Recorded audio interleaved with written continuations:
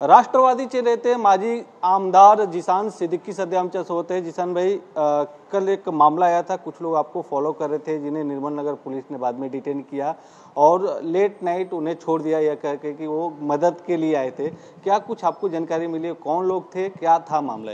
देखिए, बहुत जानकारी मुझे नहीं मिली है, मगर मुझे एक रात को कॉल आया था निर्मल नगर के सीनियर का कि 2 व्यक्ति को उन्होंने पकड़ा है और ये मेरी ऑफिस के बाजू में घूम रहे थे, मेरे बारे में पूछ रहे थे कि मैं कब अकेला मिलूँगा और कब मैं घर जाता हूँ। तो थोड़ा उनको ये चीज़ आश्चर्यचकित लगी और लोगों से पूछ रहे थे कि नहीं इनका टाइमिंग्स क्या है।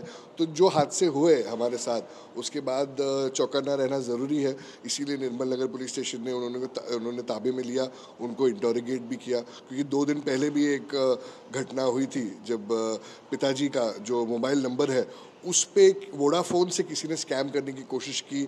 मेरी मम्मी का आधार कार्ड भी दे दिया उन्होंने और कहा कि नहीं ये मोबाइल नंबर हमें ताबा चाहिए। तो एक प्रॉपर स्कैम हुआ था किसी ने प्रिटेंड करने के लिए, तो वो भी एफआईआर हमने बांद्रा पुलिस स्टेशन में दी है।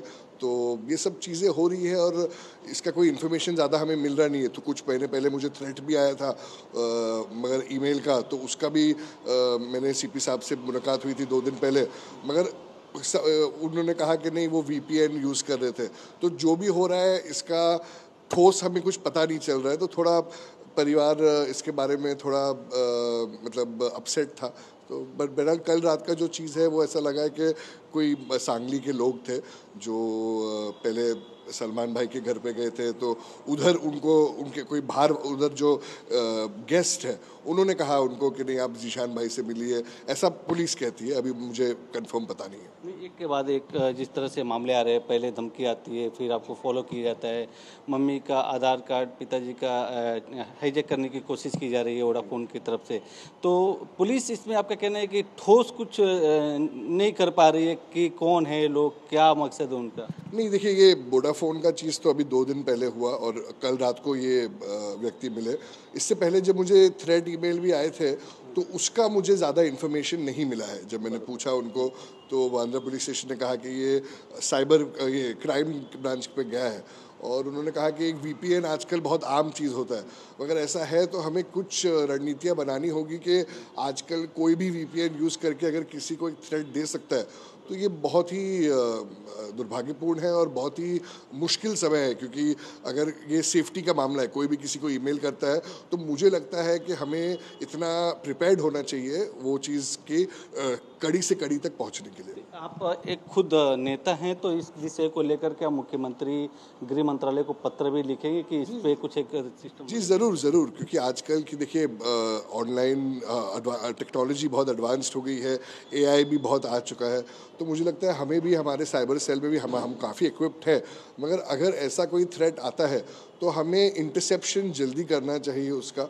और मेरा ही नहीं, किसी को भी अगर थ्रेट आता है तो मुझे लगता है इंटरसेप्शन करना बहुत ज़रूरी है और उस तक पहुंचना बहुत ज़रूरी है। क्योंकि आप सिर्फ ये कहेंगे कि वीपीएन है तो थोड़ा मतलब और लोग क्या कहेंगे। मगर ठीक है, मुंबई पुलिस अपना काम करी। जैसे ही मैंने उनको कहा कि ऐसा ऐसा हुआ है हमारे साथ तो उन्होंने एफआईआर भी ली और सब कुछ प्रोएक्टिवनेस उनका बहुत अच्छा है।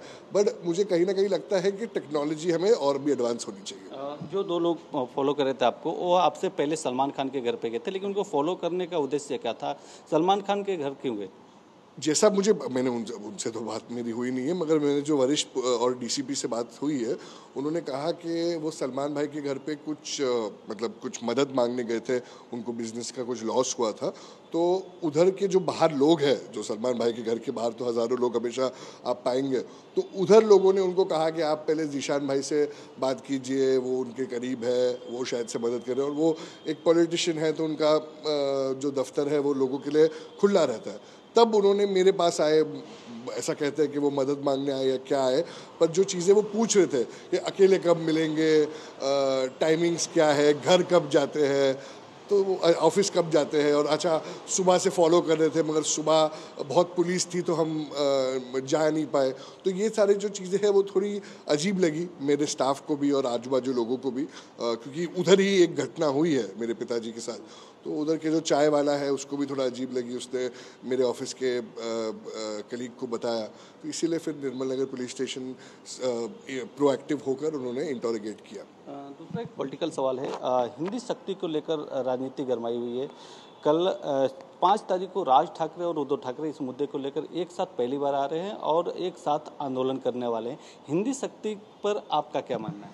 देखिए, बहरहाल राज ठाकरे जी और उद्धव ठाकरे जी के बारे में मैं कुछ कहना नहीं चाहूँगा, मगर मुझे लगता है इसको अगर राजनीतिक स्टंट नहीं किया जाए, क्योंकि हिंदी, अभी मैं आपसे हिंदी में बात कर रहा हूँ, मैं आपसे मराठी में भी बात कर सकता हूँ। मराठी हमारी राज्य भाषा है और हिंदी, मुझे लगता है बहुत लोग उस हिंदी बात करते हैं, तो इसमें मुझे लगता है कि इसको पॉलिटिसाइज नहीं करना चाहिए और राजनीति नहीं करना चाहिए। हर एक लैंग्वेज को हमें रिस्पेक्ट करना चाहिए और इस पर राजनीति नहीं खेलनी चाहिए। महानगर पालिका के चुनाव की तैयारी सभी पार्टियों ने करना शुरू कर दी है। आप राष्ट्रवादी से हैं, बांद्रा में किस तरह की तैयारी चल रही है, कितनी जगह पर लड़ने की तैयारी कर रहे हैं? देखिए, मेरे मतदार संघ बांद्रा पूर्व में हमारे पास तकरीबन 6 और एक आधी सीट है, 6.5, तो हमने तो यही तैयारी की है कि हम सारी सीट्स पर राष्ट्रवादी कांग्रेस पार्टी अजीत दादा गुट के सिंबल पे हम लड़ेंगे और मुझे लगता है लोगों का प्यार हमारे पास है और हम सारी सीट्स जीतेंगे भी। और सिर्फ बांद्रा पूर्व की मैं बात नहीं करूँगा, मुंबई में हमने काफ़ी सीट्स आइडेंटिफाई की है। देखिए, अभी अलायंस होना है या नहीं होना है वो तो वरिष्ठों का काम है, वो डिसाइड करेंगे। हमारा काम ये है कि हम तैयार रहे कि जो भी हो हम लड़ने के लिए तैयार है। और अगर मैं खुद के मतदार संघ की बात करूं तो अगर कल भी चुनाव है तो हम तैयार है और अकेले लड़ने के लिए भी तैयार है राष्ट्रवादी पार्टी के लिए। मतलब युति नहीं होती है भाजपा और शिवसेना के साथ, तो भी आप तैयार है लड़ने के लिए? देखिए, जब मैं चुनाव भी लड़ा था तो कोई खास मदद तो मुझे किसी से मिली नहीं थी। राष्ट्रवादी से मिली थी, तो कोई अलायंस से मिली नहीं थी। बहरहाल अलग अलग चीज़ें ही हो रही थी, मगर ठीक है, जनता जानती है और काफ़ी लोग तो रोज़ मेरे पास आते हैं कि नहीं हमसे गलती हो गई, क्या हो गया। मैंने ठीक है, अभी वो कहावत होती है ना, चिड़िया चुग गई खेत, अब क्या बोलेंगे उसको। जो गलती हुई है अभी महानगर पालिका चुनाव में, उसमें नहीं दोहराएंगे। उसमें उन्होंने कहा कि आप जिसको बोलेंगे उस पर वोट डालेंगे। और राष्ट्रवादी कांग्रेस पार्टी का मैं एक नेता हूँ, अजीत दादा ने बहुत मौके दिए हमें और वो एक ऐसे लीडर है जो सरकार में भी है, विकास में भी विश्वास रखते हैं और सेक्युलर भी है। तो मुझे लगता है एक परफेक्ट कॉम्बिनेशन है जो जनता भी जानती है कि जनता जब भी कुछ होता है, मैं उनसे मीटिंग मांगता हूँ तो तुरंत मीटिंग भी हो जाती है, लोगों के काम हो जाते हैं।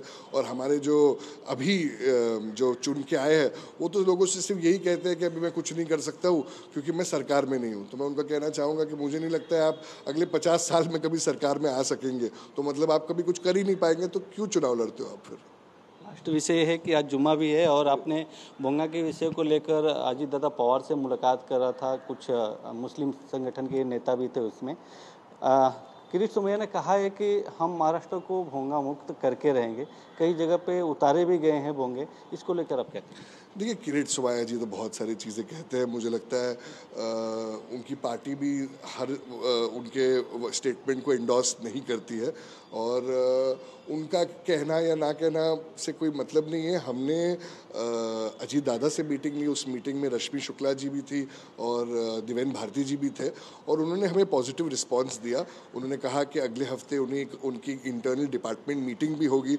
बहुत सारे मुद्दे थे जिसमें हमने कहा, उन्होंने कहा नहीं भोंगा तो हाई कोर्ट से पाबंदी लगाई है सारे रिलीजियस स्ट्रक्चर्स पे, मगर स्पीकर्स की बात हुई, 1 विंडो परमिशन की बात हुई, बहुत सारी चीज़ों की बात हुई, सहूलियत की बात हुई और मुझे लगता है कि एक साथ एक मंच पर आकर हम ज़रूर इसका सलूशन निकाल पाएंगे।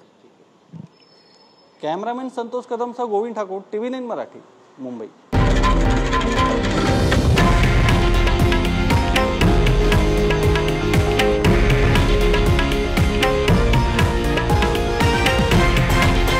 हे आहे देशातील नंबर 1 न्यूज नेटवर्क आणि आपण पाहत आहात TV9 मराठी, एकमेव।